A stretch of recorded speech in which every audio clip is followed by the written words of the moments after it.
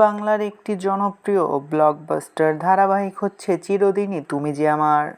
যে ধারাবাহিকে প্রথমে অভিনয় করছিলেন অভিনেতা জিতু কমল ও অভিনেত্রী দিতিপ্রিয়া রায়। প্রথম থেকেই দর্শক মহলে ব্যাপক জনপ্রিয়তা অর্জন করেছিল এই ধারাবাহিকটি। কিন্তু রিয়েল লাইফ নয়, বরং রিয়েল লাইফে এই ধারাবাহিকের ঝামেলা যেন কখনোই শেষ হতো না। প্রথমে জিতু কমল ও দিতিপ্রিয়ার মধ্যে ঝামেলা শুরু হয়, যার জন্য শোনা গিয়েছিল দিতিপ্রিয়া বা জিতু কমলের মধ্যে যে কোনো একজন এই ধারাবাহিক ছাড়তে পারে। কিন্তু সে কিছুদিনের ভিতরেই সে ঝামেলা মিটে যায় এবং সব কিছু ঠিকঠাক হয়ে যায়।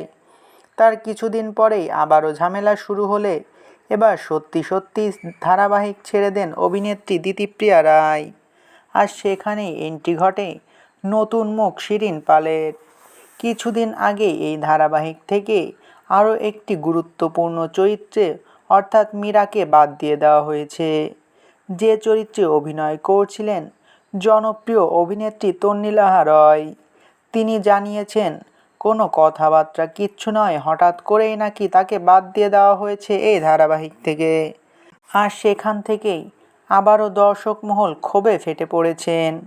আর এই রেশ কাটতে না কাটতে আবারও এই ধারাবাহিক থেকে বাদ দিয়ে দেওয়া হলো এই ধারাবাহিকের আরও একটি গুরুত্বপূর্ণ চরিত্র। বলে রাখি, চিরদিন তুমি যে আমার ধারাবাহিকে মেঘরাজ চরিত্রে অভিনয় করছিলেন অভিনেতা সুতীর্থ সাহা। বলে রাখি, চিরদিন তুমি যে আমার ধারাবাহিকটি একটি রিমেক এবং এর অন্যান্য ভাষার রিমেকগুলোতে মেঘরাজ চরিত্রটি একটি নামকরা ভিলেন। কিন্তু বাংলায় রিমেকে দেখা যাচ্ছে মেঘরাজ চরিত্রটিকে মেরে ফেলা হয়েছে ধারাবাহিকে।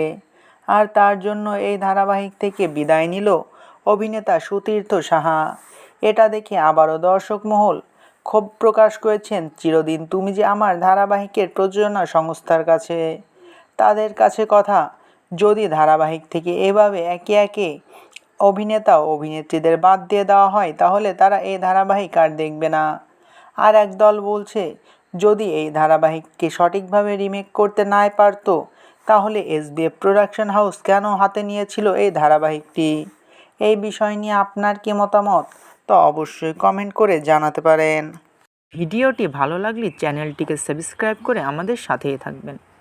আপনাদের ভালোবাসায় আমাদের সামনে এগিয়ে যাওয়ার শক্তি যোগায়।